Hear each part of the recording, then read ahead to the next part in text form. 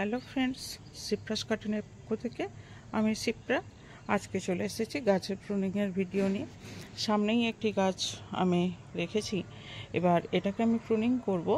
কিভাবে করব আজকে একটু আপনাদের সাথে সেটা শেয়ার করব। গতবারে প্রিভিয়াস ভিডিওতে যেটা আমি দেখিয়েছিলাম সেটা নিউ লিভ এসে গিয়েছিল লাল পাতা, তাই আমি সেগুলো কাটিনি এবং বেশ হেলদি ছিল গাছটা। কুঁড়িগুলোও খুব সুন্দর ছিল, শীতের কুঁড়ি খুব সুন্দর সুন্দর, বেশ ভালোই হেলদি ছিল, যার কারণে আমি ওগুলো কাটিনি। তো আপনাদের কিছু কিছু বন্ধুদের বুঝতে একটু অসুবিধা হয়েছিল, তো আজকে সেটা পুরো ডিটেলস আপনাদের সঙ্গে দেখাবো যে অ্যাকচুয়াল প্রুনিং কিভাবে হয়। যতটা আমার অভিজ্ঞতা সেটা আপনাদের সঙ্গে শেয়ার করছি। আমি বড় বড় রোজারিয়ানদের মতো তো আর করতে পারবো না। আমার বাগানে যতটা আমি সৌন্দর্য উপভোগ করার মতো যতটা জানি সেটা আপনাদের সঙ্গে শেয়ার করছি। তবে তার আগে দেখিয়ে নিই, এখানেও মনিকা বেলুচিতেও দেখুন বেশ লাল পাতা ছেড়ে দিয়েছে, তাই এটাও আমি প্রুনিং করেছি, কিছুটা কিছুটা কেটেছি আর এই লাল পাতাগুলোকে রেখে দিয়েছি। তো আজকে এটা একটু দেখাচ্ছি। প্রথমেই একটু বলি, একটা গাছে তো শেপ তো দেবই, আর গাছের ফ্রন্ট সাইড, ব্যাক সাইড বা একটা রাউন্ড শেপ কিংবা টেম্পেল আকার এইভাবে একটা শেপ দেব, বা step by step first second third, হ্যাঁ, সেইভাবে দেওয়ার চেষ্টা করব। এবং গাছ প্রুনিং হবার পর কোন দিকে থাকবে সেটা নিয়েও আলোচনা করেছি। সাধারণত আমরা গাছ পূর্ব দক্ষিণে রাখবো রোদ্দুরটা ভালো পাওয়ার জন্যে। এবার গাছের এই যে কালো ডালগুলো আছে, এইগুলো কেটে দেব, এবং এই ধরনের সরু ডালগুলো যেগুলো আছে এগুলোকেও আমি কেটে দেব। আর কাটার পর কি হয় সেটাও আপনাদের সঙ্গে আমি শেয়ার করব। আর এখানে তো আমি বলেই নিয়েছি, এখানে আমি ব্যবহার করছি ফ্যালকমের একটি মেজর। এটা কাটার পক্ষে খুবই ভালো, আমি ব্যবহার করি, কারণ কাঁচির একটু ধারালো হলে সুবিধা, আর কাঁচি যদি ঠিকঠাক না হয় তাহলে কিন্তু অসুবিধা হবে। তা দেখুন বন্ধুরা, এখানে কিন্তু আমি প্রায় এই লিপগুলোকে ফেলে দেব, নতুন যেগুলো এসেছে এইভাবে আমি এই সরু ডালগুলোকে আমি কেটে দিচ্ছি।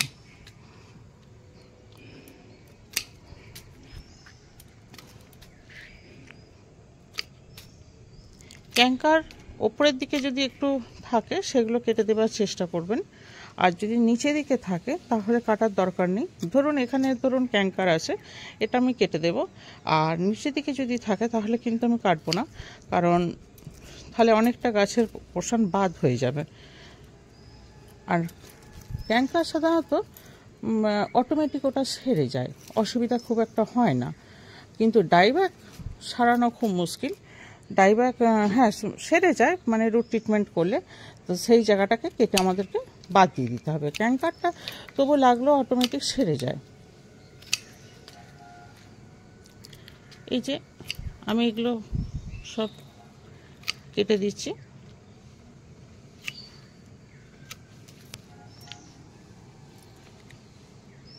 এই যে কত সুন্দর হেলদি কুঁড়ি চলে এসেছে, কিন্তু এই কুঁড়ির লোভ করলে আমাকে হবে না।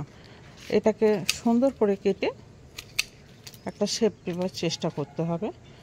আর যেটা বলি, এবছর ওয়েদারের তারতম্য ভীষণভাবে আপ ডাউন করছে, তো চেষ্টা করবেন খুব বেশি গোড়ার দিক থেকে যেন গাছকে না কাটা হয়, তাহলে কিন্তু বেরোতে একটু সময় লাগবে।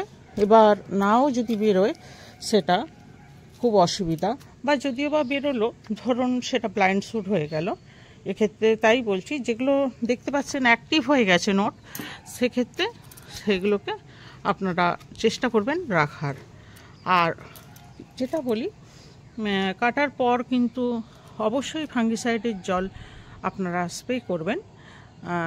ফুল সানলাইটে গাছকে রাখার চেষ্টা করুন, রাত্রির দিকে যাতে আবার শিশিরও পড়ে সেরকম ব্যবস্থা রাখবেন, যেন শেডের তলায় না থাকে। ওয়াটার ম্যানেজমেন্ট সম্পর্কে আরও বিস্তারিত আমি বলবো, এবং যেটা হচ্ছে এই সময় প্রুনিং করার পর খাবারটা আর দেবেন না, খাবারটা টোটালি বন্ধ থাকবে, খালি জলটাই স্প্রে হবে, জলটাও খুব বুঝে দেবেন। আর যেটা হচ্ছে সানলাইটটা খুবই দরকার, সানলাইটটা যেন পর্যাপ্ত পরিমাণে সানলাইটটি পায়। এটা ফিনিশিং ততক্ষণে করছি, আমি একটু ফিরে আসছি, ফিনিশিং করে আপনাদের সঙ্গে সেটা শেয়ার করছি। ততক্ষণে আপনারা যার যা প্রশ্ন আছে কিছু যদি কমেন্ট করা থাকে করুন, এবং অবশ্যই কিন্তু লাইক সাবস্ক্রাইব করুন নিউ যদি হয়ে থাকেন, নতুন বন্ধু যদি হয়ে থাকেন। আর লাইক কমেন্ট শেয়ার তো করবেন, সেটা তো আমার বন্ধুরা জানে। তো আমি ততক্ষণে এটাকে প্রুনিংটা পুরো ফাইনাল করছি। বন্ধুরা এই যে প্রুনিংটি হয়ে গেছে, দেখুন কীরকমভাবে কেটেছি, একদম পুরো পাতা ছেঁটে দিয়েছি এবং সরু ডালগুলো ছেঁটে দিয়েছি। এবার দেখুন এখানে একটা দুটো তিনটে চারটে পাঁচটা, এই 5টা নোটকে অ্যাক্টিভ হচ্ছে, এই 5টা নোটকে রেখে আমি এটা কিন্তু কেটেছি।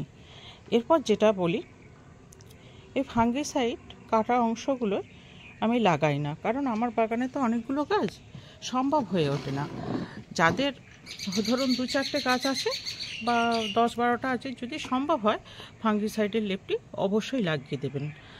আর যেটা হচ্ছে এই গাছটি ফুল সানলাইটে রাখার পর অবশ্যই কিন্তু জলে স্প্রে করতে হবে। জলের স্প্রেটা কিভাবে করবেন সেই নিয়ে আমি একটা বেশ বিস্তারিত আলোচনা করে দেব। আপাতত আজকের মতো আপনাদের সঙ্গে এটা শেয়ার করলাম, দেখুন কীরকম লাগে। আর অবশ্যই কিন্তু কমেন্ট করবেন। আমার কিন্তু নতুন হাত, আমি যতটা পেরেছি করেছি, আর চেষ্টা করেছি আপনাদের সঙ্গে এটা শেয়ার করার। ঠিক আছে, আজকের মতো এইটুকু। সুস্থ থাকুন, ভালো থাকুন। আর বাগানে যে সমস্ত গাছ প্রুনিং এখনও হয়নি, তো একটু চেষ্টা করুন, নিজেরাও পারবেন। নতুন ফুল আসবে এবং ফুলের কোয়ালিটিও খুব ভালো হবে। শীত আস্তে আস্তে দোরগোড়ায় চলেই এসেছে, নতুন লাল পাতা বাগানে ভরে গেছে, দেখতেই পাচ্ছেন বন্ধুরা, নতুন লাল পাতা ক্রমশ ভরে গেছে। মানে লাল পাতা ভরে যাওয়া মানে বুঝতে পারবেন যে গাছ প্রুনিংয়ের উপযুক্ত হয়ে গেছে। এবার কিন্তু নতুন শুট অ্যাক্টিভ হয়ে গেছে, সিগন্যাল দিচ্ছে যে আমাকে এবার প্রুনিং করো। তো ফিরে আসছি আবারও একটা নতুন ভিডিও নিয়ে। আজকের মতো এইটুকু, থ্যাংক ইউ।